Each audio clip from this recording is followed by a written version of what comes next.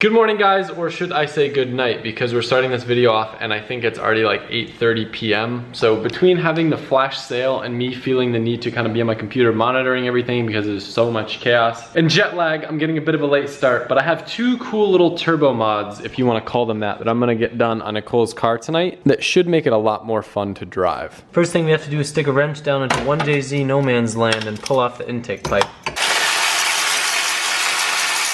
If you want to know something crazy, you won't believe me, but this whole entire pipe right here is just for the intake. This massive thing. It'd be really nice to actually get rid of it entirely. I'm sure some sort of company makes an aftermarket solution that basically bolts onto the same point at the turbo, but it works great with this, so I don't really see a reason to change it. Already unbolted this heat shield earlier trying to get to the wastegate, but I didn't realize I'd have to remove the intake as well. And in case you're wondering, the 1J's baby little turbo is just hidden down in there.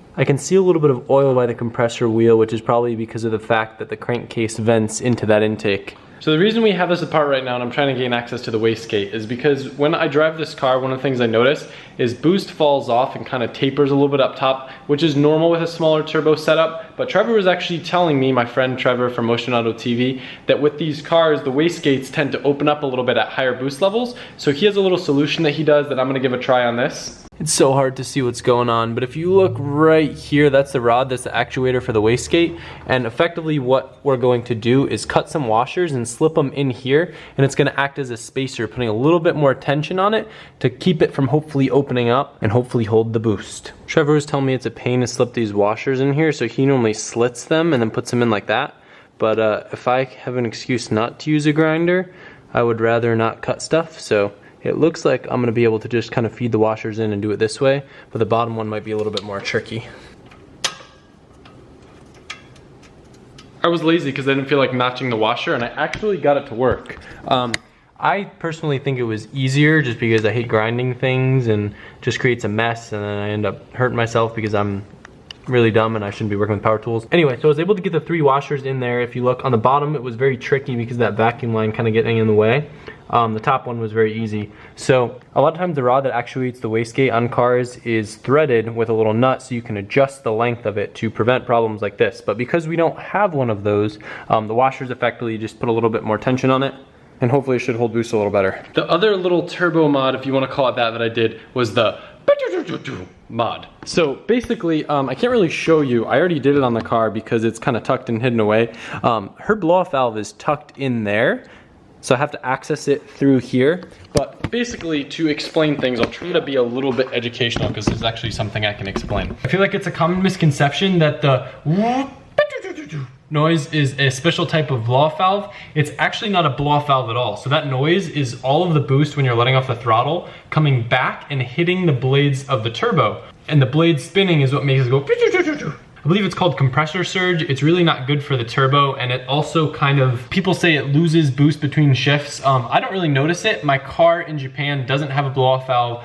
All the cars there, you hear compressor surge nonstop, and they're fine without it. A lot of people tell you it's bad for the car. But either way, I didn't remove the blow-off valve. What I did was tighten up the spring on top. So the way that a blow-off valve works, this would be on your intercooler piping, and there's a spring that allows this little thing to push inward when you let off the throttle, and that's where your psst noise comes from. Now, there's actually an adjustment on most blow-off valves where you can turn it inward and it makes the spring a little bit stiffer if you're running more boost.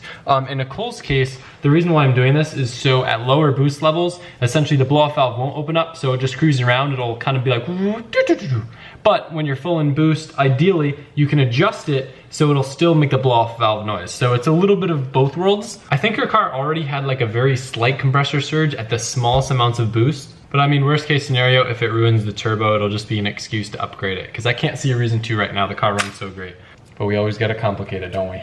If you don't recall, by the way that manifold looks is pretty much the way that the whole entire engine looked when we got it. It just looks nice because we spent a lot of time cleaning parts up and painting them. So that heat shield is going back on.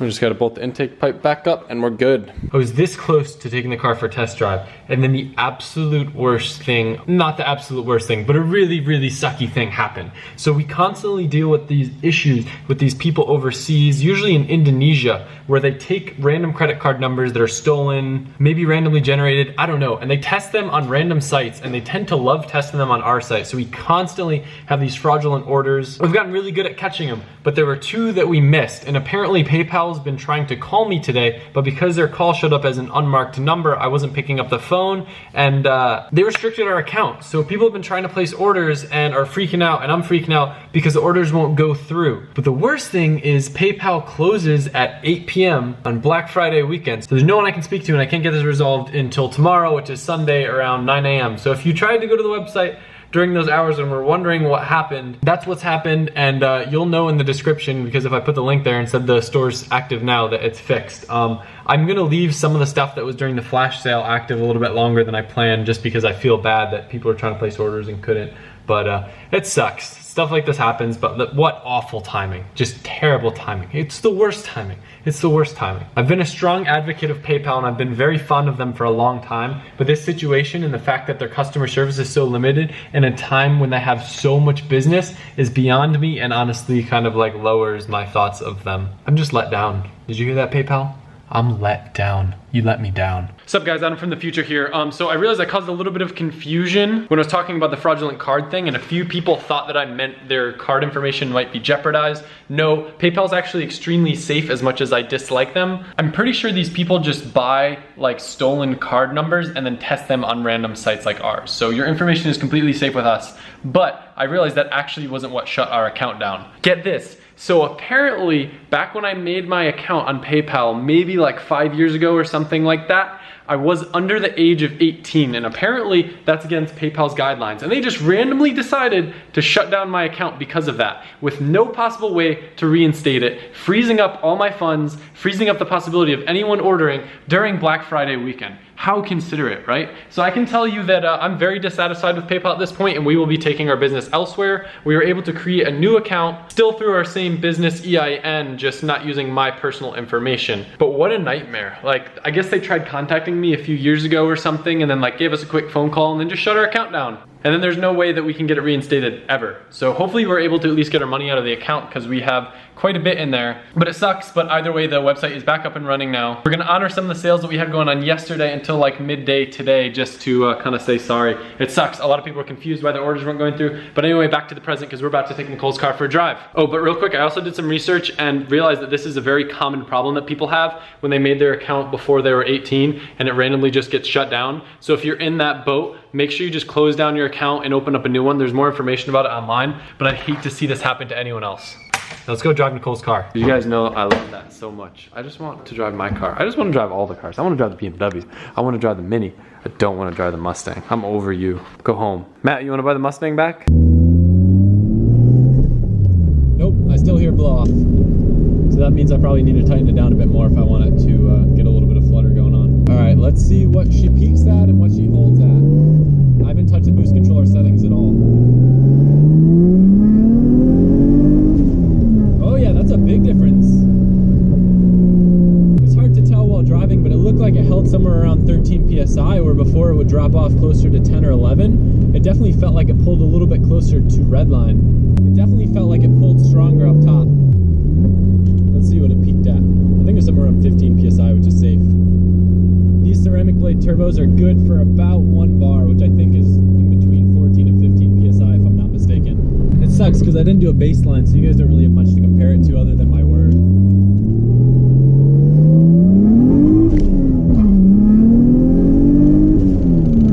It's a lot of fun.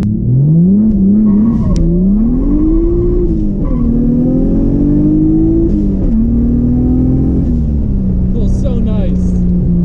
I'm really not good at launches, but you guys get the idea. Not at a dead stop, but you get the idea.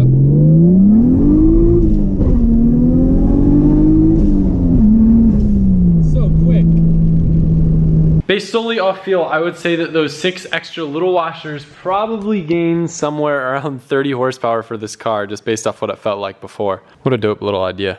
Alright guys, I don't know if this course looks familiar to you, but this is Minami, the last place that I was in Japan, at Ebisu, the track that I drove with the jump.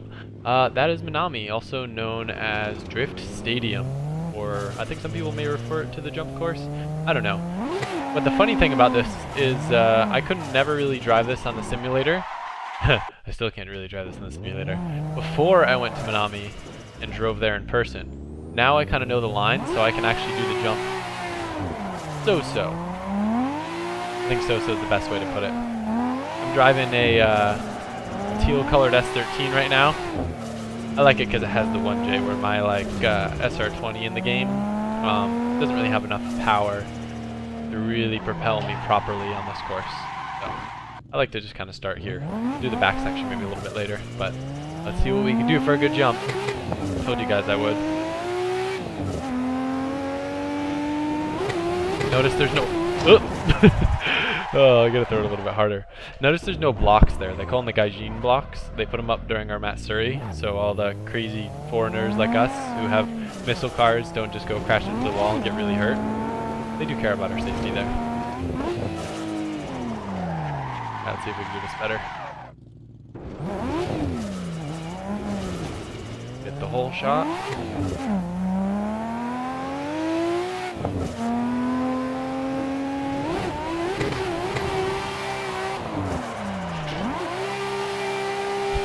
Very lame, but probably a cool looking little backwards entry.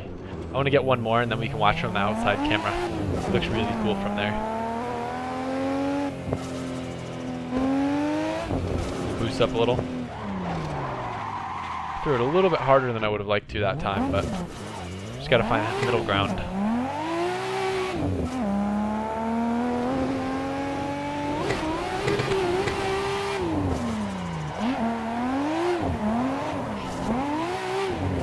Oh, I like that one. See if I can link the course without spinning out. Really bad at transitions on the simulator.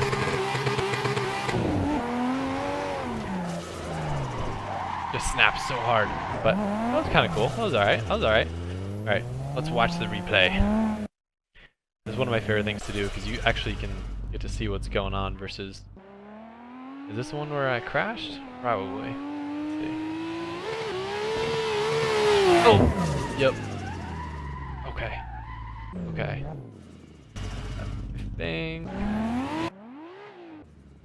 Let's find it. Oh, this is the one where I went kind of backward. Looks better on here than it felt in the car. If it was a competition run, it wouldn't have counted. Alright. I think this one was a little bit better. It's a pretty car. I should paint my car that color, right?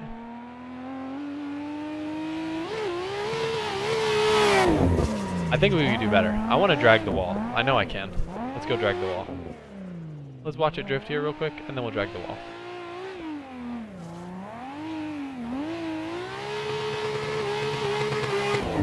Is that a Ryan?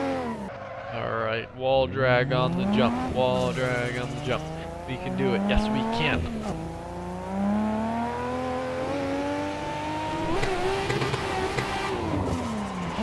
Oh! Thing that makes it blah blah blah blah blah blah blah blah blah. In this game, you just like touch the wall and then you fall off a cliff.